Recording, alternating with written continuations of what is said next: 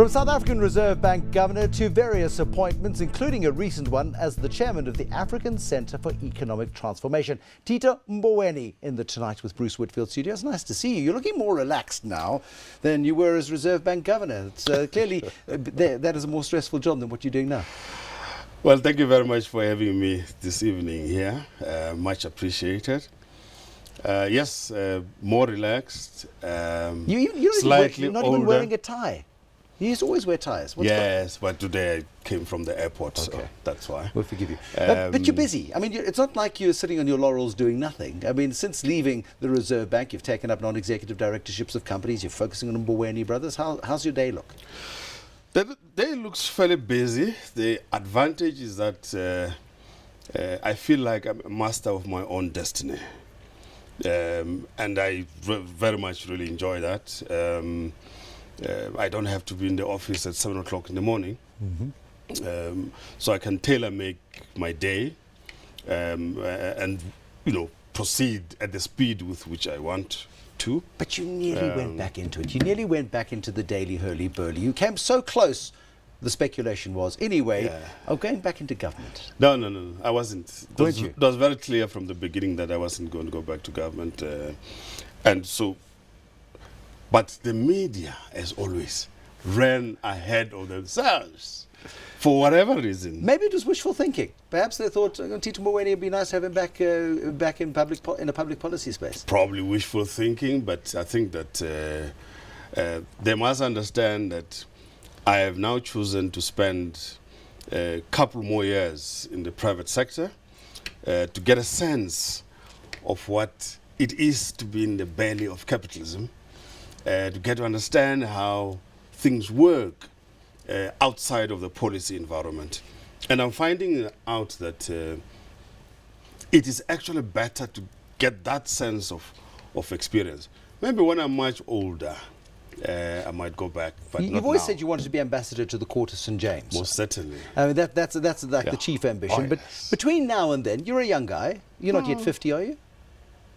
Thank you very much for the compliment. I'm 55, actually. Are you? Well, you carry it well. But you still got, I mean, you could very well still do 5 more years in the private sector.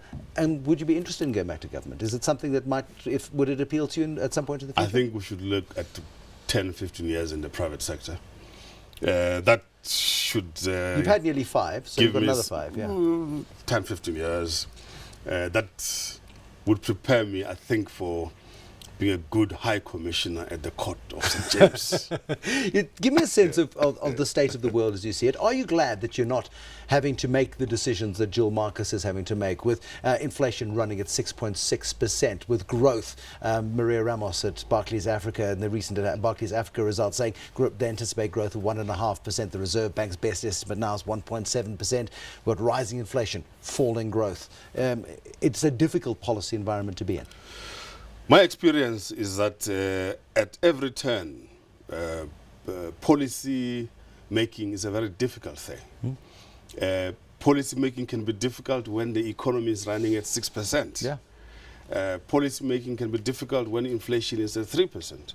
So all the time, I think policy making is very difficult. And the reason why it is difficult, it is because one has to make decisions which have an impact on the whole country.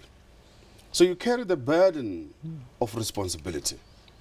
And I think that my colleagues at the bank are carrying out their responsibilities with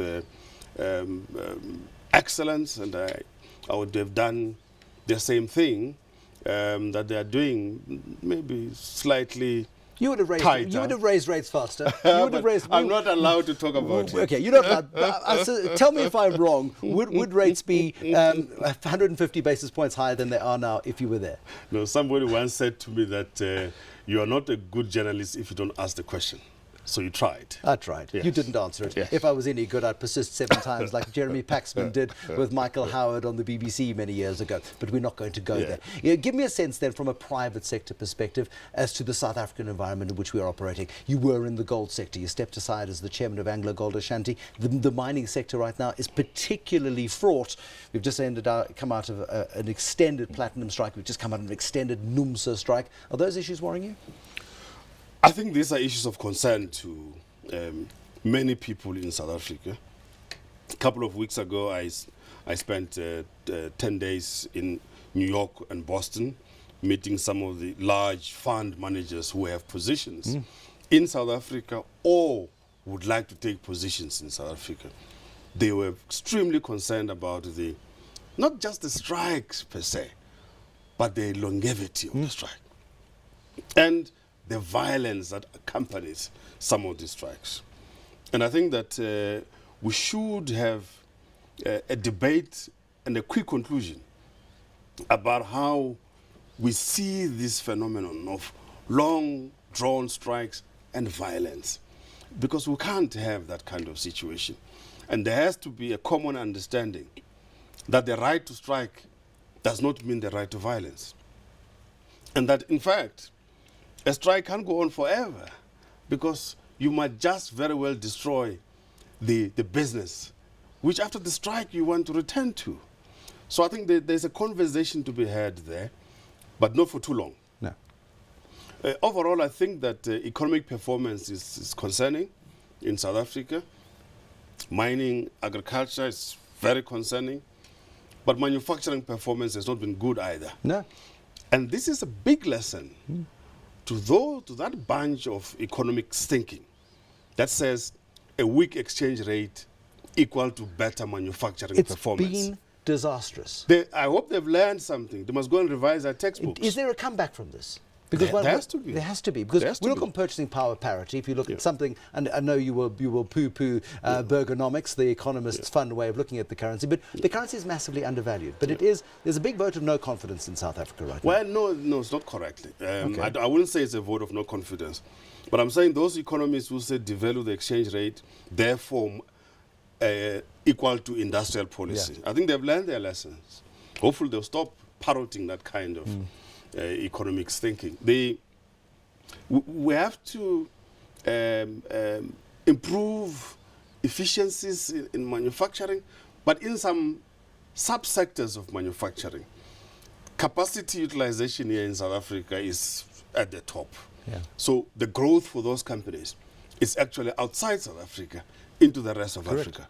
And that's where I think greater value is going to be derived for shareholders.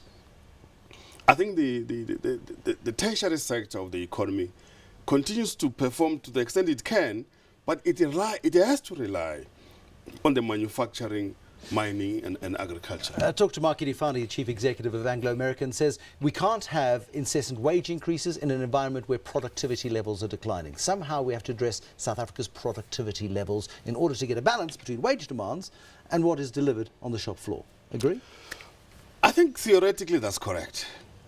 But one should be careful about making absolute statements without context.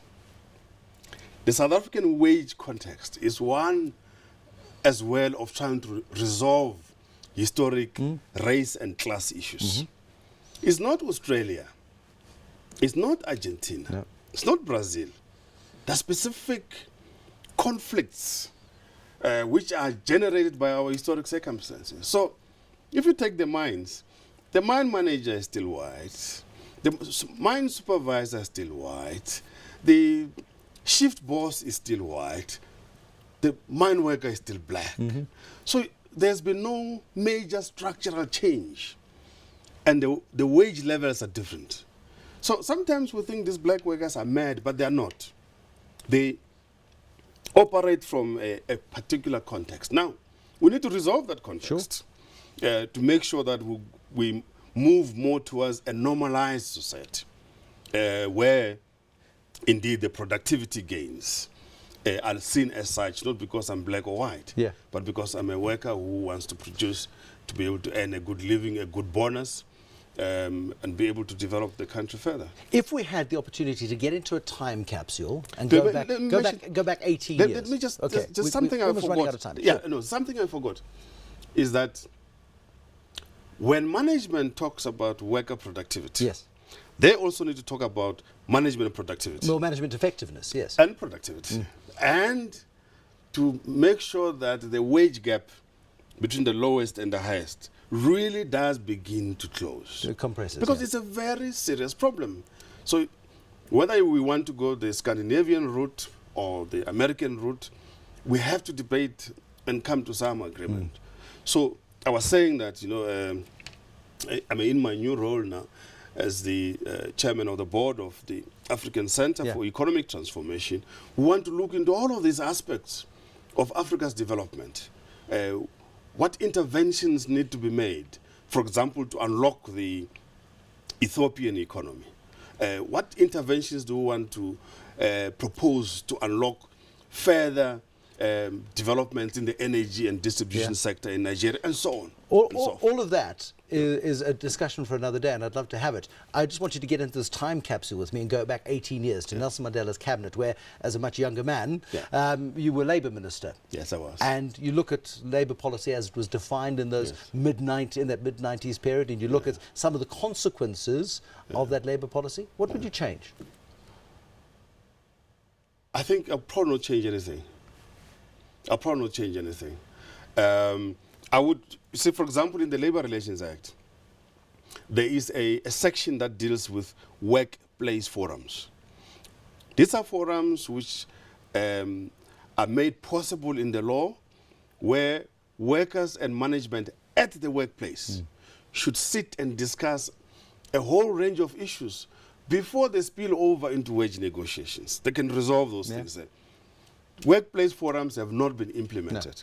Now, I think one of the responsibilities of the Minister of Labour is to lead the conversation that leads to the creation of those workplace forums and so on. So that I won't change anything, but I'll ensure, I think, that we have the effective implementation of the labour law that we have. Tito Mboweni, nice to see you. Tito Mboweni, Chairman of the Africa Center for Economic Transformation, former Reserve Bank Governor. Great pleasure to have him on tonight with Bruce Whitfield. Thank you for watching. I hope you enjoyed it and got some insights into what Tito Mboweni is about nowadays. There'll be more tonight, tomorrow. Until then, good night.